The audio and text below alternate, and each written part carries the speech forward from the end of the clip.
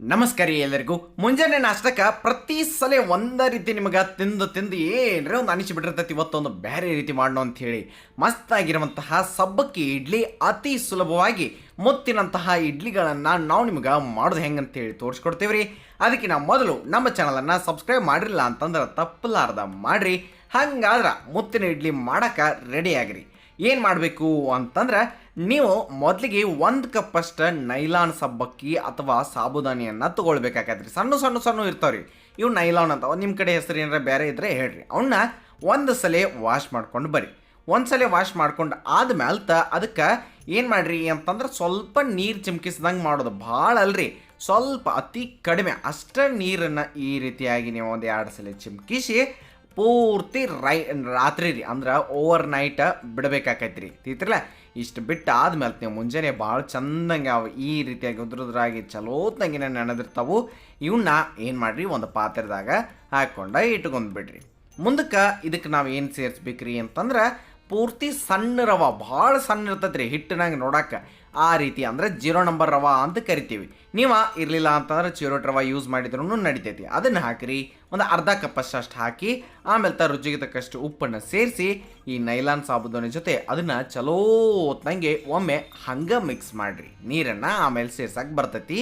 ನೀರು ಸೇರ್ಸೋಕ್ಕಿಂತ ಮೊದಲು ಮತ್ತೊಂದು ನೀವು ಸೇರಿಸ್ಬೇಕ್ರಿ. ನೋಡಿ, ಈಗ 1 ಕಪ್ಪಷ್ಟು ಮೊಸರು ಹಾಕಿದ್ದೀವಿ. 1 ಕಪ್ ಅಷ್ಟೇ ಅಲ್ರಿ, 1.5 ಕಪ್ಪಷ್ಟು ಮೊಸರನ್ನು ನಾವು ಸೇರಿಸ್ಬೇಕ್ರಿ. ತಿಳ್ತಿರಲ್ಲ, 1 ಕಪ್ಪಷ್ಟು ಸಾಬುದಾನ ಇದ್ದು 1.5 ಕಪ್ಪಷ್ಟು ಮೊಸರನ್ನು ಹಾಕಿದ್ದೀವಿ. ಅರ್ಧ ಕಪ್ಪಷ್ಟು ಸಣ್ಣ ರವೆಯನ್ನು ಹಾಕಿ ಚಲೋತ್ನಂಗೆ ಒಮ್ಮೆ ಅದನ್ನು ಮಿಕ್ಸ್ ಕೊಡಾಕತ್ತೀವಿ. ಮಿಕ್ಸ್ ಕೊಟ್ಟ ಆದ್ಮೇಲೆ ಇನ್ನೊಂದು ಏನು ಮಾಡಿರಿ, ಒಂದು ಅರ್ಧ ಕಪ್ಪಷ್ಟು ಅದ ಮೊಸರು ಅದ್ರಾಗ ತೊಗೊಂಡಿದ್ರಲ್ಲ ಸ್ವಲ್ಪ ನೀರನ್ನು ಸೇರಿಸಿ ಇಲ್ಲಿ ನೀವು ಮಿಕ್ಸ್ ಮಾಡಿ ಎಲ್ಲನೂ ಒಮ್ಮೆ ಚಂದಂಗೆ ಕಲಿಸಿಬಿಡ್ರಿ. ಭಾಳ ಮಸ್ತ್ ಆಗ್ತೈತಿ. ಇದನ್ನು ಇನ್ಸ್ಟಂಟಾಗಿ ಈಗ ಸದ್ಯ ನಾವು ಮಾಡ್ಕೊಳ್ಬೋದು. ಮತ್ತೊಮ್ಮೆ ನೆನೆಸಿಡಬೇಕು ಹಂಗೆ ಹಿಂಗೆ ಅಂತ ಏನೂ ಇಲ್ರಿ. ತಿಳಿತಿರಲ್ಲ, ಆಮೇಲೆ ತಿದ್ರಾಗ ಮತ್ತೇನೂ ಹಾಕೋ ಅವಶ್ಯಕತೆ ಇಲ್ಲ. ಇಡ್ಲಿ ಪ್ಲೇಟ್ಸ್ ತೊಗೋರಿ, ಸ್ವಲ್ಪ ಅದಕ್ಕೆ ಎಣ್ಣೆ ಅಥವಾ ತುಪ್ಪ ಹಚ್ಚಿ ನೀವು ನೆಕ್ಸ್ಟ್ ಈಗೇನು ನೀವೆಲ್ಲ ಕಲಿಸಿಟ್ಟಿದ್ರಲ್ಲ ಆ ಸಾಬುದಾನೆಯನ್ನು ಹಾಕಿರಿ. ಈಗ ನೀವು ನೋಡ್ಬೋದು, ನಿಮಗೆ ಅನ್ಸಕತ್ತಿರ್ತೈತಿ ಇದೇನು ರೀ ಭಾಳ ಗಟ್ಟಿ ಆಗ್ತಿರಲ್ಲ ಇಡ್ಲಿ ಹೆಂಗೆ ಆಗ್ತಾವೋ ಅಂತೇಳಿ ನೋಡೋಕ್ರಿ ರೀ. ಅದನ್ನು ಈ ರೀತಿಯಾಗಿ ಸ್ವಲ್ಪ ಒತ್ತಿದಂಗೆ ನೀವು ಮಾಡ್ಬೇಕ್ರಿ. ಎಲ್ಲನೂ ಹಂಗೆ ಮಾಡಿ ಇಟ್ಕೊಂಡ್ಬಿಡ್ರಿ.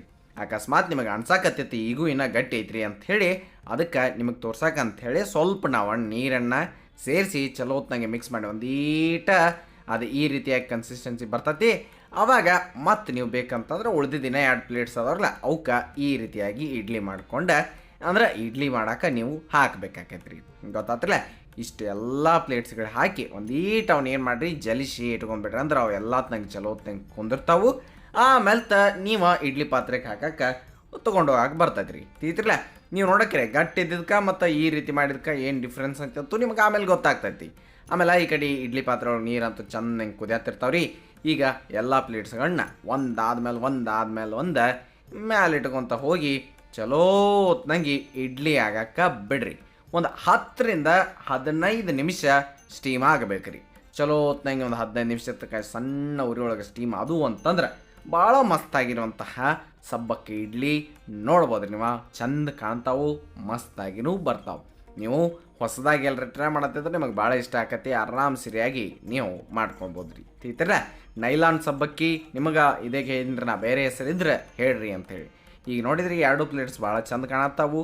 3ನೇದು ಅಂದ್ರೆ ಸ್ವಲ್ಪ ಗಟ್ಟಿ ಹಾಕಿದ್ದೆ ನೋಡ್ರಿ, ಅದನ್ನು ನೀವು ನೋಡ್ಬೋದು ರೀ. ಏನ್ರಿ ನಿಮಗೆ ಡಿಫ್ರೆನ್ಸ್ ಕಾಣತ್ತಿದ್ರೆ ಹೇಳ್ರಿ.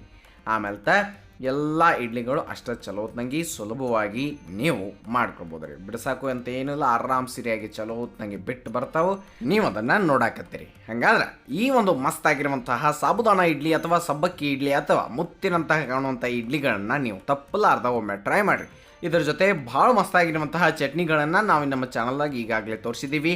ನೋಡ್ಬೋದು ನೀವು ಯಾವುದು ಡಿಫ್ರೆನ್ಸ್ ಏನು ಭಾಳ ಕಾಣಲಿಲ್ಲ ರೀ. ನಮಗಂತೂ ಗಟ್ಟಿ ಹಾಕಿದ್ದ ಆಮೇಲೆ ಸ್ವಲ್ಪ ನೀರು ಸೇರಿಸಿ ಹಾಕಿದಕ್ಕೆ ಗೊತ್ತಾತ್ರಲ್ಲ. ಈ ರೀತಿಯಾಗಿ ಎಲ್ಲ ಇಡ್ಲಿಗಳನ್ನು ನೀವು ಅತಿ ಸುಲಭವಾಗಿ ಮಾಡ್ಕೊಳ್ಬೋದು ರೀ. ಹಂಗೆ ಇನ್ನಿತರ ಇಡ್ಲಿಗಳು ಬೇಕು ಅಂತಂದ್ರೆ ಅವು ಕೂಡ ನಿಮಗೆ ನಮ್ಮ ಚಾನಲ್ದಾಗ ಅದಾವ್ರಿ ಆಲ್ರೆಡಿ.